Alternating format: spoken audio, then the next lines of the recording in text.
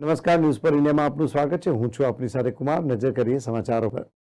લોકસભા 2024ની ચૂંટણીને લઈને પોલીસ તંત્ર એલર્ટ મોડ પર આવી ગયું છે। ગુજરાતને સ્પર્શતી દરેક રાજ્યોની બોર્ડર પર હવે ચાંપતી નજર રાખવામાં આવી રહી છે અને આ સર્વેલન્સથી અવારનવાર દારૂ, મોટી રોકડ રકમ, હથિયારો વગેરે પકડાઈ રહ્યા છે। તાજેતરમાં જ સેવાલિયા ચેકપોસ્ટ પરથી વધુ એક વખત ગેરકાયદેસર હથિયારોની હેરાફેરી ઝડપાઈ હતી। સેવાલિયા નવી ચેકપોસ્ટ પરથી વાહન ચેકિંગ દરમિયાન એક ખાનગી ટ્રાવેલ્સ લક્ઝરી બસમાંથી હથિયારો સાથે 3 ઇસમોને ઝડપી પાડવામાં આવ્યા। મધ્યપ્રદેશના ધાર જિલ્લાના કુક્ષીથી જામનગર જઈ રહેલી ગૌરીપુત્ર ટ્રાવેલ્સની લક્ઝરી બસમાંથી 2 દેશી પિસ્તોલ, 1 તમંચો, 9 જીવતા કારતૂસ સાથે 3 ઇસમો ઝડપાયા હતા। ઝડપાયેલા 3 ઇસમો ભાવનગર જિલ્લાના રહેવાસી છે અને આ 3 ઇસમો આર્મ્સ એક્ટ, મર્ડર, લૂંટ અને પ્રોહિબિશનના ગુનામાં રીઢા આરોપીઓ હોવાનું જાણવા મળ્યું હતું। પોલીસે ઝડપાયેલા 3 ઇસમો તેમજ તેમને હથિયારો આપનાર કુક્ષીનો ઇસમ એમ 4 આરોપીઓ વિરુદ્ધ ગુનો નોંધી વધુ તપાસ હાથ ધરી છે। સેવાલિયા જે મહારાજના મુવાડા ચેકપોસ્ટ છે ત્યાં આપણે 24/7 ચેકિંગ રાખીએ છીએ અને ખાસ કરીને ચૂંટણીલક્ષી એમાં ખાસ કોન્સન્ટ્રેશન કરેલું છે।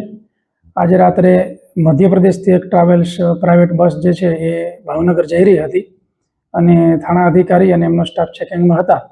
આ દરમિયાન લોકોને ચેકિંગ કરતા 3 શંકાસ્પદ લોકો મળી આવેલા અને એમને વિગતવાર ચેક કરતા 3 પાસેથી વેપન મળેલા, 2 પાસેથી પિસ્ટલ અને 1 પાસેથી દેશી તમંચો અને 9 જેટલા કાર્ટ્રીજ મળી આવેલા। ત્યારબાદ કાયદેસરની કાર્યવાહી કરી વિગતે એમની પૂછપરછ કરતા આ જે 3 આરોપીઓ છે, મજબૂતસિંહ, નરેશભાઈ અને દિલીપભાઈ, 3નો ભાવનગર જિલ્લા ખાતે ગુનાહિત ઇતિહાસ છે। ઘણા બધા ગુના દાખલ થયેલા છે અને એમાં ગંભીર ગુનાઓ પણ છે। અલગ અલગ આરોપીઓની વિરુદ્ધમાં જોઈએ તો murder, 307, arms act, prohibition, rioting એવા અલગ અલગ ગંભીર ગુનાઓ અલગ અલગ આરોપીઓની વિરુદ્ધમાં દાખલ થયેલા છે। હાલમાં એમની ધરપકડ કરી આગળની કાર્યવાહી ચાલુ છે અને મૂળ આ વેપન જ્યાંથી લાવ્યા હતા એમનું પણ આરોપીમાં નામ ખોલેલ છે અને વેપન લઈ જવાનો હેતુ શું હતો એ બાબતે ખાસ તપાસ કરવામાં આવશે।